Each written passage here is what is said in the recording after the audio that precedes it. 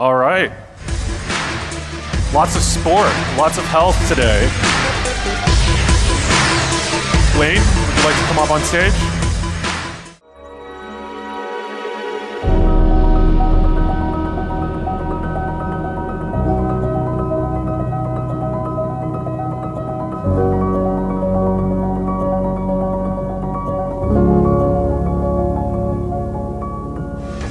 Round of applause for Wayne.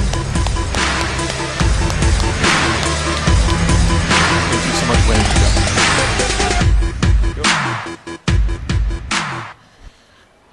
Okay, we still got a number of folks making their way back into the conference room here. Thanks so much, guys. Wayne, I've known you for a couple years. It's been quite the journey with AIA in Vietnam. You recently released a book, in fact, kind of profiling your last 7 years and what you've learned. Why don't we just start with that? What have you learned in your 7 years as The book wasn't in the script, Hao. It was? Oh, I'm sorry. Anyway, xin chào các bạn. Nice to be here. Hao's got all the presenters looking like something out of Miami Vice. You can see we're wearing t-shirts and jackets, so everyone's following the script. Hao just mentioned the book. It's just a series of short stories that of my experience here, 8 years in Vietnam. Love the country as we all do, and it's just sharing some of my experiences living in Vietnam, working in Vietnam, traveling around Vietnam. So it's on sale at Tiki. All the proceeds go to a girls' orphanage here in Ho Chi Minh. So if people want to buy it, that would be great. Excellent, Wayne. Thank you for sharing that. And today, guys, you may have noticed already, but one of the critical themes of the Vietnam Innovators Summit is healthcare, self-care, taking care of oneself better, not just relying on treatment. And that's what we want to discuss here today with the topic, resilient healthcare systems. Let's just start with that, Wayne. You guys have a new program launching soon. We'll talk about it in a little bit. We all know that the pressures have been immense on the healthcare system as of late. Let's start with that. What are your thoughts on that pressure on the healthcare system and what can be done better? You know, I think following on from the previous speaker, it was a good segue into some of the stuff that I'll talk about today. You know, I think COVID's put a little bit more of a spotlight on the healthcare system, not just in Vietnam, but all around the world. I'm a New Zealander. New Zealand was under a lot of pressure, hospitals, doctors, availability of nurses. So it's not just a phenomenon for Vietnam, it's right around the world. I think for us here in Vietnam, there's a little bit more of a poignant moment here with COVID. It probably found out a little bit around, you know, not having access to hospitals, big queues, so in Vietnam and other parts of the world as well. We already know that there's a lot of pressure with hospitals, you know, and if you look at most people here, they will go to the pharmacy first for a first assessment because they know there is going to be a bit of a delay in the hospital. Occupancy of beds, I've been lucky enough to travel a lot around Vietnam. I think the average is around 160% occupancy. So, you know, more than one person to a hospital bed here in Vietnam. And in some of the provinces I've been to, you know, it's a lot more than 2. So we already know that the health structure, you know, is under some pressure, and COVID put more of a spotlight on that. I think self-determination, self-responsibility, a little bit about picking up on the previous speaker. There is a lot about that, and I'll talk more about that today. You mentioned in most hospitals in Vietnam, not just in the provinces, they're over capacity. Obviously, there's some disparity in wealth across the country, but wealth doesn't necessarily mean health either. You mentioned a lot of people are going to pharmacies as a first diagnosis, even if they do have money. How do you and AIA intend to solve this critical issue? Right. I mean, your first point's a valid one. You know, wealthy populations don't mean healthy populations. In fact, in a lot of cases, it's the opposite. when people have money, maybe their lifestyle, their move away from exercise and good healthy living, and we see the stats on that. So not, wealth doesn't necessarily equate to good health. I think it's more about lifestyle and making choices and doing the incremental things every day. It's also incumbent on the life insurance industry to also provide a service that caters for all segments of the market. And we know in Vietnam it's not a one-size-fits-all. 20 million people in Hanoi, Ho Chi Minh, the rest of the population in the provinces, there's definitely a different, diverse segment, a diverse range right through Vietnam. So all of the, in our industry, you have to make sure you're catering to all segments in the market, all people.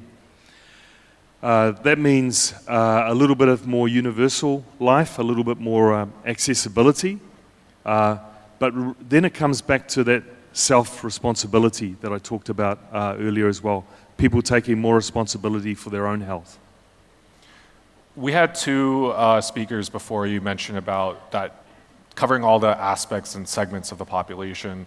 Heineken mentioned that 37 million more people are becoming of age, becoming of that consumer class. Sanofi mentioned how they're doing a lot of reach out to young consumers and educating them. I'd love to hear what your thoughts about how AIA is educating and empowering this young generation to take advantage of the themes we covered, preventative, self-care. The video that we just saw, we saw a lot of young people running around and exercising, playing sports. What is AIA doing in that respect of prevention and self-care? Yeah, the younger population, I think mentioned earlier in some of the speakers, it's prevalent here in Vietnam. There's an aging, older population as well. AIA Vietnam, we have 1,400 employees. I think around about 75% Gen Y.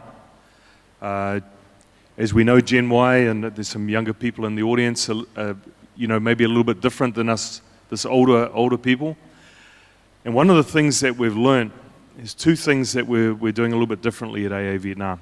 And I think it's a responsibility. I know there's a lot of corporates here in the audience as well. Firstly, it's got to be a responsibility for the corporate, and particularly in a country like Vietnam. We have to take ownership of our staff first. Our staff have to feel first what we want our customers to feel. So I think that one of the first things we need to do is make sure that if we're portraying a healthy brand to the market, if we're portraying values around a healthy lifestyle, it starts with your own staff. So that's one of the things we've been very, very clear on with our people. Providing discounts for gyms, giving time off to do. We're up to Mok Chow next month to do a run up north. Doing lots of activities with our staff to encourage them to not go to running marathons in a week's time, but doing these incremental steps that recognizes gains in their lifestyle and from diet, exercise, and those sorts of things. For the Gen Y population, the second part of your question, what we know that the motivation for a lot of younger people these days is not just about financial. It's more about being attached to something that also aligns with the values or the direction that they want to go.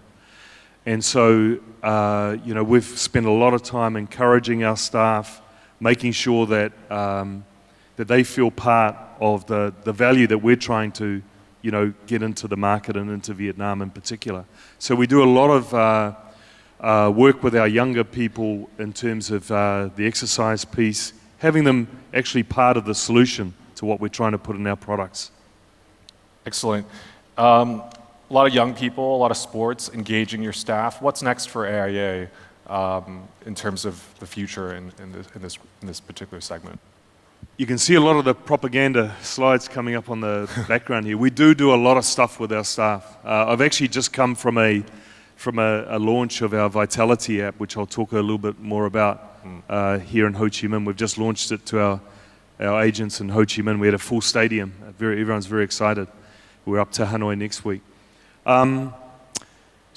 We've been doing stuff around helping with gym memberships and that sort of thing. Not paying for the gym memberships, because we don't want things just given away. We want to see the appetite for people to, there's a lot of psychology around free things and things that people have to pay for and then value more. So we do a lot around that sort of stuff. We do a lot of, and it's not just about physical health, it's also about mental well-being as well, which I think has been another part of COVID. Making sure that you have a culture that, supports and cares for your staff and also the families as well. So we do a lot of, mental kind of wellness days where we bring speakers in to talk about things like career and, how do you deal with stress. We do yoga sessions. We do lots of different things with our staff, and then we take that out to our customer base as well. AIA's life insurance company. How does that connect to health exactly? I want you guys to, if you can, share more about the Vitality program, drawing that connection between the two. Maybe you can comment about that. So AIA, just for those that that don't know too much about the life insurance industry, AIA is the world's largest life insurance company. It's just based in Asia, so not in Europe, not in North America, in 18 countries, including Australia and New Zealand, but just centered in Asia. It's in a great location because we have many markets where there is quite low life insurance penetration, and that's a lot around a lack of awareness, a lack of education of what life insurance is about. But we're also in, the fastest growing, markets in the world as well. Vietnam's a good example. We're very fast rising middle class, 100 million people, and there's about 10% life insurance penetration here in Vietnam. So it's a great opportunity, but it's an opportunity that comes with responsibility as well, which is what I mentioned earlier about, working and operating here in Vietnam. It's making sure that we also contribute back to, where the country's going, what the country needs to do. You mentioned about your mum's in the audience, a nurse, and she's seeing all these kids, drinking too much sugar. Drinking sugar, and Kevin was talking about com dung, I'm amazed because I travel around Vietnam a lot, and Vietnam Airlines, it's not Vietnam Airlines, but just an airline that's coming out and serving Coke, with water. It amazes me. So I think there's some very basic stuff that we all need to take responsibility. And it starts with our own companies, starts with our own families, around making sure that there's a strong education and awareness of what's good and what's not good. Some fundamental things that we need to do as well. I want to touch on a concept before I come to Vitality, because it's an example of that. What we look at a lot at AA is shared value. The proposition around, what's good for individuals, good for customers, good for the company, good for corporate, good for the country. And I think if we started with the burdens of the healthcare system, hospitals in particular. If more and more people can take more responsibility for their health and well-being, it puts less pressure on the health system. That's good for society. It's obviously good for the individual as well. For an insurance company, having more and more healthy people is a great thing, because we can pass on, we can reward and look at rewarding those customers through discounts on their policies. So we can feed a lot of that benefit back into the customers. So the shared value model is something that is really taking shape, and it's got a lot of prevalence here, I think, for Vietnam. You mentioned life insurance, the adoption's under or around 10%. Whereas healthcare, it's over capacity. It's 170% at least measured by beds. So it's a great way to marry the two, get people together and understand there's a bigger ecosystem. Let's talk about AIA Vitality. I understand you guys just launched. What is AIA Vitality, and let's piece together some of the big initiatives and how it ties together with life insurance. Yeah, I've maybe a little bit of bias here because I'm the CEO of the company, but it is going to be a game changer here in Vietnam. We're the last market of 18 to launch Vitality, AIA Vitality, and it's made such a difference in other markets, and including the developing markets as well. So it is going to be a game changer for the life insurance industry. So basically it's a wellness program. It's an app. We launched it with our staff about 3 weeks ago. We've started today with our agents, and we're going to wait till around TET time to launch it to the market. And it basically encourages people to take more responsibility and ownership of their health and well-being. It encourages exercise. It encourages healthy living. It encourages you to get health checks, dental checks. It measures things around your sleep. So it's a full package. It's worked so well. We've made enhancements to it. So I'm quite happy that we're one of the last markets to bring it in. So it's a wellness kind of focus that rewards customers for achieving milestones. And again, it's not about making a big step, start running, and then next week you're doing a marathon. It's about incremental steps and gaining your goals. For that, we pass discounts on to our customers. So we pass discounts on for policies. Where we've launched AIA Vitality in other markets, it's represented about 60% of our sales going forward. So we think this is going to be a big game changer for us. How does it compare to the rest of the market? There's a lot of life insurance companies, international, domestic. How is Vitality a different offering compared? So it's a complete end-to-end. There's nothing else like it in the market. So there's bits and pieces that not just life insurers have, but other providers have. This one tends to have a really good focus and buy-in because it's a wellness program that rewards your steps as you gain. So could be a coffee voucher, could be a movie ticket, could be something of your bit of gamification. Yeah, a little bit of gamification, but it encouraged, and here in Vietnam, that's a big motivation as well. So, this is the shared value piece that I talked about. Companies taking responsibility for their customers, for their staff, encouraging that healthy lifestyle, and then we see that flowing in for the benefits for society as well. You mentioned in some markets, I think it was 60% of new revenue or overall revenue is now generated through Vitality. So that's changing the narrative of the business in a way too. This is not a small thing. This is big. You guys, it's almost not a rebranding necessarily, but addition. Yeah. Well, I think AA has a positioning around healthier, longer, better lives, which Sanofi was kind of similar to that as well. So they're fuller lives. But the whole premise is we want to encourage more and more people, particularly here in Asia, to live healthier, longer, better lives.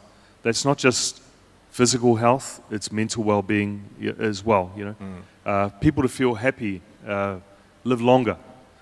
That puts a lot of onus on responsibility for staff and customers. For us, we're attracting a lot more customers, and as a result of AA Vitality, as you alluded to. And it's an attractive proposition, as we said, around Gen Y, because you're part of something that's actually making a difference in society. Very good, Wayne. A lot of your colleagues from AIA have been on my show, quite a number of them. Probably some of them are still around here in the audience today. You haven't been, but you're on stage here today. My question to you, you've been here 7 years, you know a lot more than most people because of that. What would you like to learn? Who would you like to hear from in terms of future learnings for yourself and for your team and the audience here? Who else should be on the show? So I love football. I love sport. So I endorse the previous comment around, getting a lot of sport. The reason I love sport, particularly for business, is, you can learn a lot from sport. I play a lot of tennis, and there's a great gym in Taoden that I've joined, Muay Thai boxing, RAM. So, I do a lot of physical work. And the thing that I love about the sport part is, you can learn a lot that you can take into business.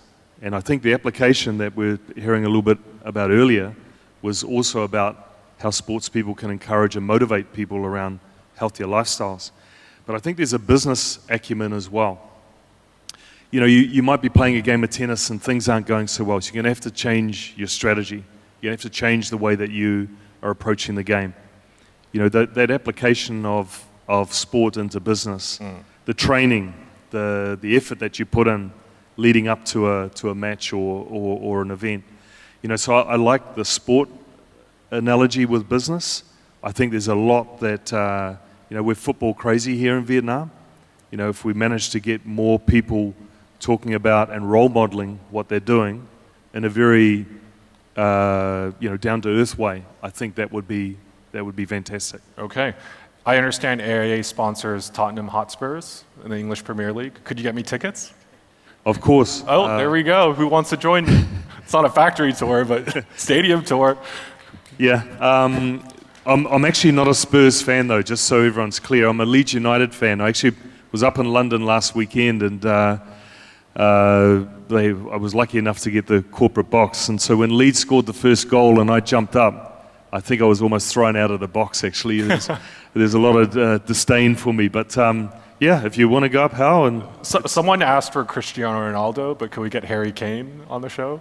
Harry Kane's probably, right now, Ronaldo is not the most popular guy, I think, even with the Man U supporters. So he's not that popular, but Harry Kane, definitely. Okay. Other Tottenham's Hotspurs fans? Anyone else out there? Hopefully on the show soon. Not too many Spurs fans, maybe more Leeds fans. That about wraps it up, Wayne. Thank you so much for joining today. Yeah. It's been a pleasure. Thanks so much, guys. Cheers. Yeah. Thanks, Wayne. Yeah.